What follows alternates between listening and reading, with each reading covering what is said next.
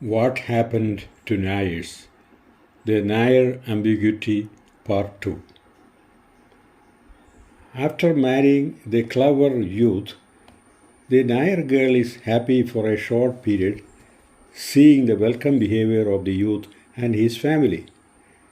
She understands that she was cheated after her total ruin only. She is prompted and compelled for conversion, and it happens finally. She can't resist. She is physically and emotionally separated from her parents who brought her up. A divorce suit reaches the court. The boy wouldn't budge. She becomes a complete wreck and finally hangs herself. The girl wanders hither before her suicide.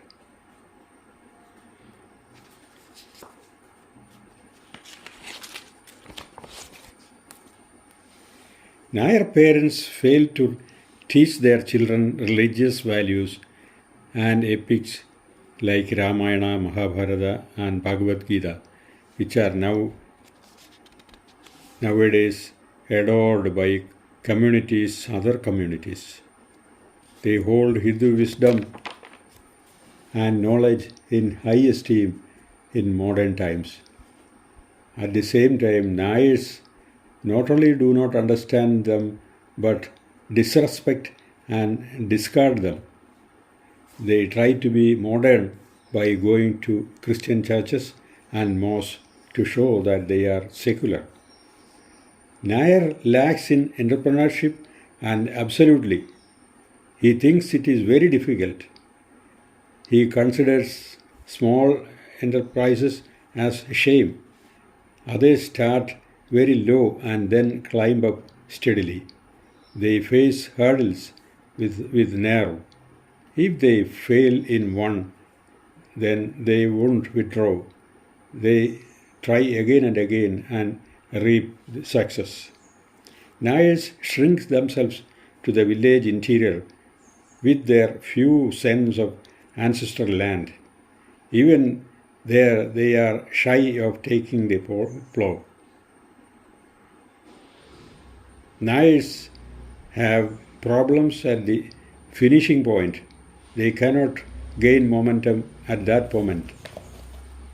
Nair Karnavar finds pleasure in applying tailam and kolambu all over his body and sit for hours together on the front veranda, showing himself adored by his half dhoti. The elder son invariably follows him the same way. One can see the remnants of sex dramas even in the present. Nairs are followers and promoters of the traditional art forms like Kathakali, Ottamtullar music, Bharatanatyam, etc. These may win the laurels and prizes, but can't improve the lifestyle suited to the modern period. Nairs promote any native medicine as and when found. They go to the quacks and become prey easily. Nairs are good film heroes, jokers, and villains. In Kerala, almost all political parties and were headed by Nair leaders. When a Nair becomes a leader, he has all good qualities like selflessness, corruption-free, nepotism-free, etc.